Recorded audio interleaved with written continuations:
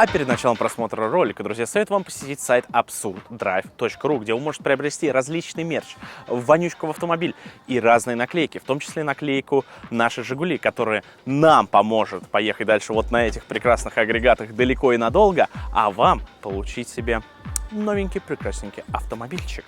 absurddrive.ru. Добавляйте закладки.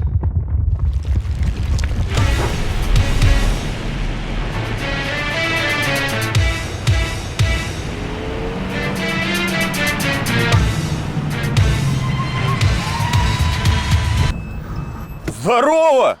Давно не виделись, ребята, восстанавливал свое зрение после самогона. Ну, еще попутно делал вот это. Скоро будет зелен, скоро.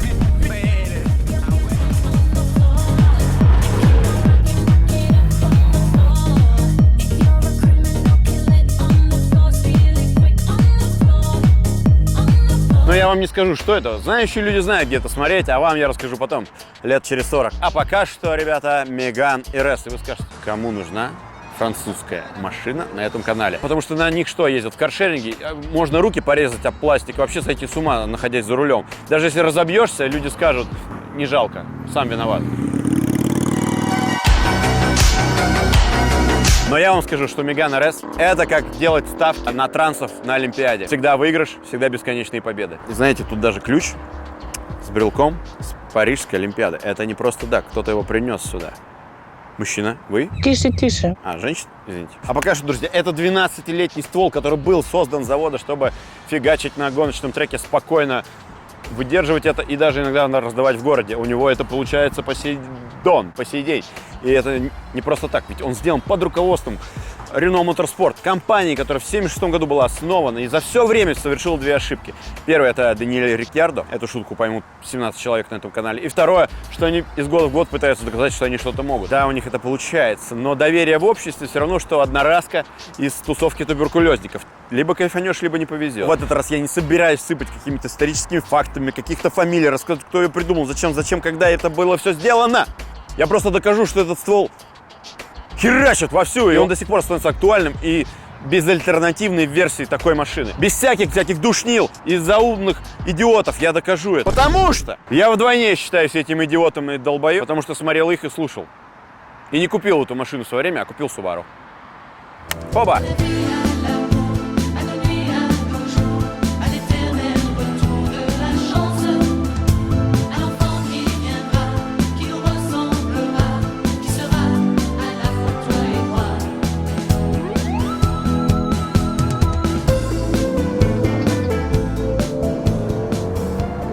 Вот зачем он был создан, спросите вы. Когда за эти деньги можно было взять Приору в свое время и пару доступных женщин где-то в Румынии. А все просто, друзья. Тогда, в 2003 году, когда миром еще не правили ебучие кроссоверы, люди ездили на простых хэтчбеках, в магазин, на прогулку, на фестиваль «Душевная гитара 2001». Все ездили на них. И если кроссоверы все-таки существовали на тот момент, то выглядели они вот так. Они были кроссоверы с яйцами и проблемами в будущем. Поэтому производителям ничего не оставалось, как подбадривать своих верных клиентов хорошими, горячими версиями, которые выпускались просто так, для homологации или просто для того, чтобы начать унижать на 2 литрах какой-нибудь AMG или M-пакет. И у них это получалось.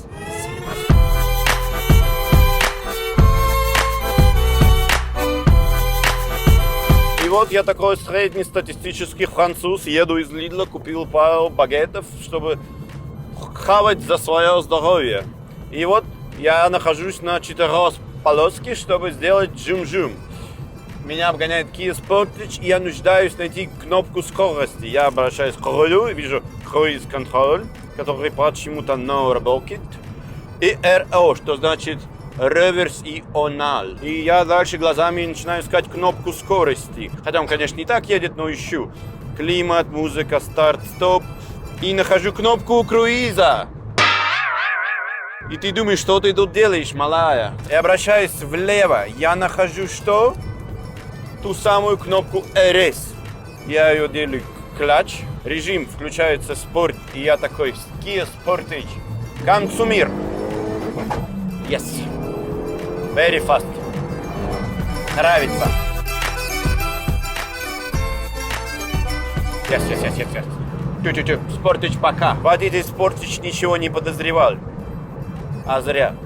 Нас надо подозревать. Иными словами, эта машина была создана для того, точнее для тех парней, кому запрещают купить Yamaha R1 после 30 лет. Хочешь, я в глаза взгляну в твои глаза. А кататься быстро хочется, и он, покупая эту машину, приходит к своей семье и не оставляет ей никаких компромиссов и выбора. Привет, семья! Семья, я купил себе дубовый Меган РС, и я становлюсь гонщиком! Как же мое образование? Ю, это тебе не нужно. Встретимся на разгоне, сын! Я вообще-то собираюсь стать квадробером. Темные времена требуют радикальных решений. Пока, семья! Тупые предки.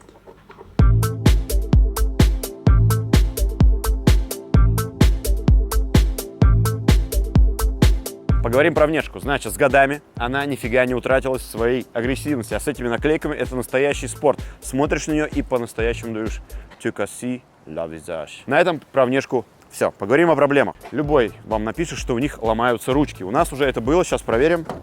Работает. Знаете, у кого по-настоящему ломаются ручки? У него. Ну и вторая проблема, которая будет в интернете, это поворотные кулаки. Здесь они отдельно от амортизатора, чтобы эта машина ехала ровно по траектории, а не в какой-то сарай. Они крепятся через такие металлические ШСы, которые что? Естественно, никто нигде не меняет отдельно. Это все шло в сборе. Даже по гарантии дилер менял все это в сборе. Заказывал, сейчас этого ничего нет, только в Польше где-то лежит. Либо ты туда едешь на козе и добываешь эту шаровую опору, либо что, кастомайзишь, либо продаешь незавершенный проект. Когда так не делали. Кстати, тут лежит футболка с моим одним завершенным проектом. Ну все, я готов. Ну что, спасибо за эту футболку моим корешам, название которых я скажу вам лично, потому что, а вот есть ли тут реклама настоящих моих корешей? Конечно, будут. И сегодня наши кореша настоящие чемпионы мощности и функциональности. А сейчас мы с вами поговорим о самом популярном в Российской Федерации тюменском бренде Case Guru. Но мы все знаем о наушниках, а ребята разработали умные часы, которые могут выполнять функции смартфона. В смарт-часах Case Guru имеется гарнитура, можно набирать телефонный номер и сообщения прямо с часов. Алло! Часы Case Guru работают до 10 суток, пока жалкие яблоки работают 1,5 дня. И стоят эти яблоки 100 тысяч рублей, а часы Case Guru в 10 раз меньше. И помимо всего этого, они могут работать на любой операционной системе, даже Аврора. Еще пока не могут. Ну, значит, пока Android, iOS и Windows. Смарт-часы CJ Watch Force могут попасть в книгу рекорда Гиннесса из-за того, что в них содержится более 100 спортивных режимов, а корпус выполнен из ударопрочного авиационного алюминия. Спортивный режим мне не понадобится, но теперь я не боюсь схлестнуться с каким-нибудь небоскребом. Сейчас у меня на руке смарт-часы CJ Watch Classic. Практичные и эргономичные. А вы можете подобрать себе любые часы на свой вкус, просто отсканировав этот QR-код у меня над головой или опустившись в ссылочку в описании. Там ссылка на умные часы CJ Watch по разумной цене, а промокод Абсурд даст вам скидку до 500 рублей.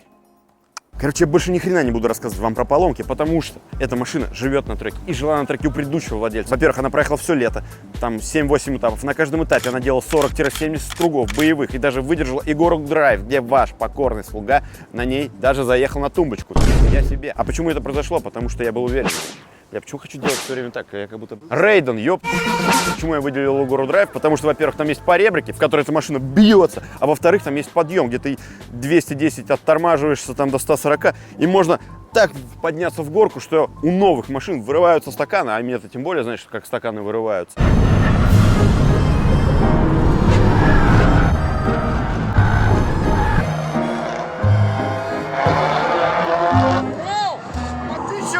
И она ехала. И только в Нижнем Новгороде у хозяина была проблема, развалился ступичный подшипник. И я повез и не мог догнать другую гоночную машину в лице Land Cruiser 200.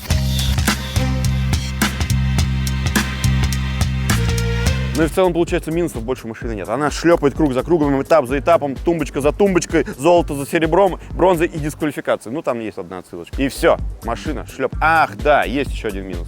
Есть еще один минус, который каждый имбецил тех лет называл в своем видео. Салон. Ну, окей. Салон очень скучный. Убого выглядит. Фиговый пластик. Астрописина могла посхвататься каким-то охрененным салоном. Куча кнопок. И надо было закончить Оксфордский университет, чтобы разобраться в нем. Только гольф был нормальный. В итоге, что гольф делал? Ехал только прямо и на СТУ. Во-первых, блядь, если вам очень мало спорта, ты берешь просто вот такой руль и ставишь сюда. И не испытываешь никаких проблем. А еще она к тому же мягкая на ощупь. Поэтому все те, кто говорил, что что-то не так с панелью, я наконец-то могу вам передать. Ты, встали, на, пошли. 10 лет ждал этой отсылки. Про подстаканники надо сказать. Это всегда для меня важный вопрос. Во-первых, их тут два. Первый ставишь сюда. Ну, почти идеально подходит до первого старта. Но тут есть второй. И инженер, который это делал, сука. Ты после тяжелого трудового дня идешь в свою машину, которая дарит тебе эмоции. У тебя очень загружен день, от тебя пахнет козой. В руке у тебя твой гачи смузи, который ты очень долго ждал в очереди. А еще ты потом берешь вот этот уникальный ключ-карту, которая идет на всех Рено тех лет. Должен еще вставить ее сюда.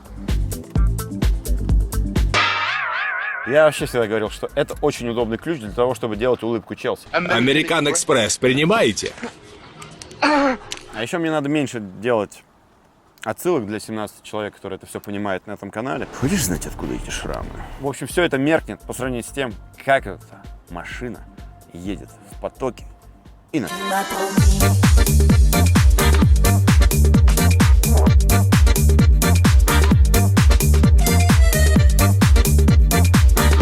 Итак, друзья, у нас остается время, чтобы чуть-чуть проехать быстро, и я вам покажу, насколько тут приятно находиться и какие эмоции можно получить. Итак, я переключаюсь на вторую. Вот этим прострелом можно обозначить себя на дороге, и ты идешь. Передачи очень короткие, для очень затычных трасс, очень идеально подходит. На этом мой словарный запас кончается, сука! Ух.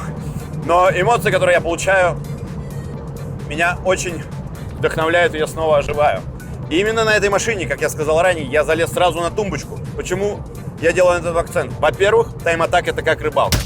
Там все приезжают на одно место, чтобы заниматься одним делом, спокойно делают одни и те же движения и в конце разъезжаются по домам. Но я-то пришел с чужой удочкой на незнакомое место. Соответственно, что? Местные рыбаки могут дать пись. Удочку можно сломать, придется покупать, но и в целом можно поломаться нехило и утонуть. Поэтому эта машина сразу дала мне шанс ехать по сухому, по мокрому, по влажному, блядь, по-любому. И вы скажете, да там было всего 7 человек, я тебя сейчас убью. Все, да, показал. И меня совсем не волновало, что у нее какой-то разгон за 6 секунд. Или какой-то там был комментарий в 2012 году, который звучал вот так. С места трогаться тяжело. Сцеплению не хватает информативности. А слишком упругая пружина выталкивает левую ногу как раз в тот момент, когда смыкаются ведущие и ведомые диски. Человек, который писал, ты вообще окна открываешь, тебе там как живется, блядь, не душно нам. Есть вопросы к механизму 6-ступенчатой коробки передач. Ей бы чуть больше четкости. Как такое вообще можно было писать? Меня это абсолютно не волновало, не волнует и сейчас. И все, кто будет покупать эту машину, это вас абсолютно не будет. Ебать. Поэтому просто... И пошел. И так все время машина полностью находится в балансе. И это прекрасно на свои переднеприводные 290 сил. Она валит и не пытается вырваться и убить тебя. Да, конечно, она вся в тюнинге. Она сделана, чтобы быть более суровой, более, так сказать, наточенной на острое прохождение путей. И поэтому Владимир Мельников поставил ей 5 баллов. Ну, за стоковую машину. Владимир, я вас понимаю. За стоковую 5. Как? А за Opel он поставил 7. Какой Opel, блядь? Hello, guys, меня зовут Алекс Росс, и сегодня я буду техникой мокрым по мокрому рисовать заряженный Opel. Я не знаю, как его рисовать. Рисуй давай. Да не все сгнили. Любой ребенок рисует хэтчбэк. Opel Я лев. уже заебался держать эту доску. Держи доску, подними. КамАЗ могу нарисовать. Давай, КамАЗ все любят. КамАЗ любит. Нормально, да, тема? КамАЗ рисует. Это почти как Opel. Маркер не работает.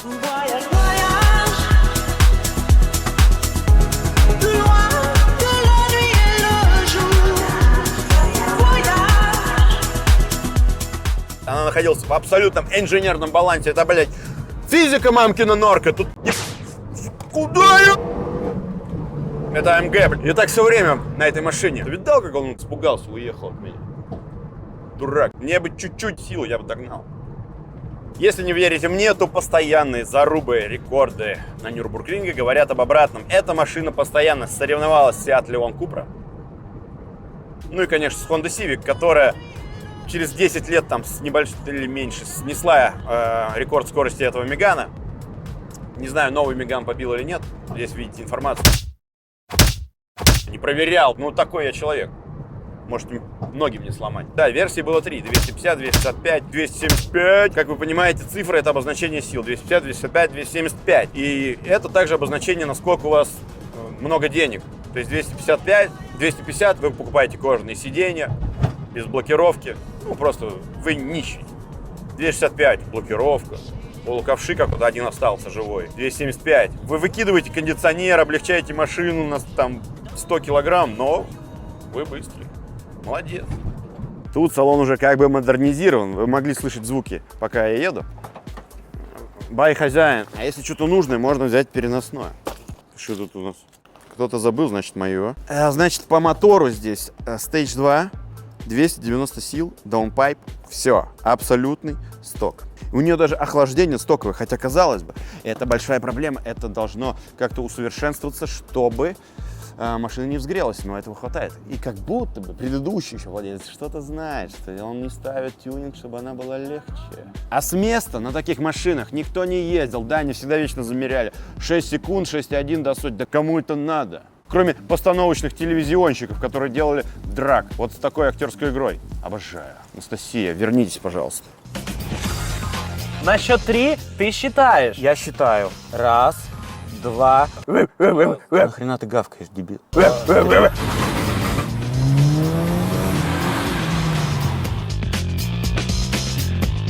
Ну что, адреналин? Да, ты меня сделал. Я не ожидал.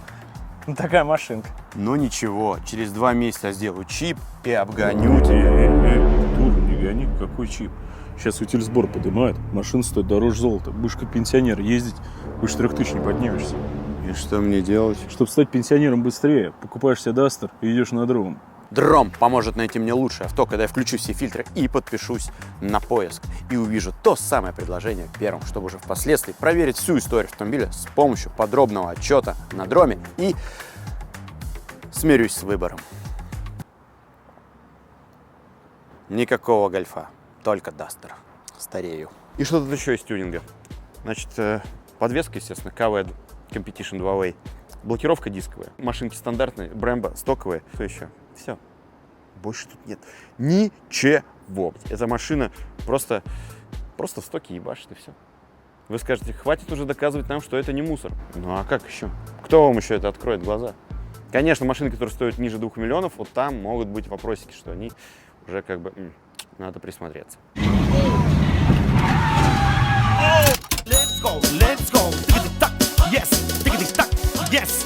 Конечно, на Патрике на такой машине ты не поедешь, там тебя засмеют.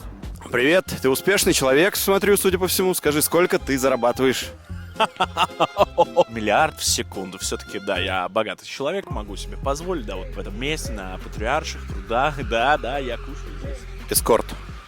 Ну нет, это не совсем эскорт, все-таки мы с друзьями, знаете, собираемся в бане иногда, знаете, вот берем, передаем энергию, переносим ее внутрь чего-нибудь, кому-нибудь в области лицевого треугольника, это нормально. При этом ты на старом Мегане. Да, я на старом Мегане, но потому что я гонщик, я рейсер, при помощи моих всех заработанных денег, да, я аккумулирую это в спорт, и я занимаюсь... Эскорт. Да, ладно, эскорт. С вами был Пал Каляль. Тут сзади балка, которая скручивается, типа. Охуеть? Охуеть. Но это не мешает этой машине ездить быстро. А еще знаете, что тут было? Тут ступится на диске 5143, то есть японочка, и я про это знал. И когда у меня даже не было этой машины, и я готовился к покупке, первым делом, что я купил? Диски, как настоящий парень, который владеет Нивой. У меня были ББС, ЛМ из Японии, золотые, еще ни разу не видевшие российских дорог. И они стояли у меня где? В комнате, я на них молился и думал, вот будет у меня меганчик, я туда пристрою. Но все мне отговаривали, ты что, дебил, там нет такой ступицы. Я говорю, как нет? Ну, посмотри, нет такого. Я говорю, да посмотрите инструкцию, нет такого. Да зачем тебе передний привод? И вот так вот началось то самое зерно сомнения, покупать мне Меган или нет. Диски в итоге ушли в Kia Rio, или как это купе называлось? Kia купе. Kia купе. Нет, Starline, Clemendance. Короче, они торчали вот настолько, и он их продал. Так у меня не было ББСов. А что говорит, если у тебя в детстве не было ББС, значит у тебя в детстве не было ББС.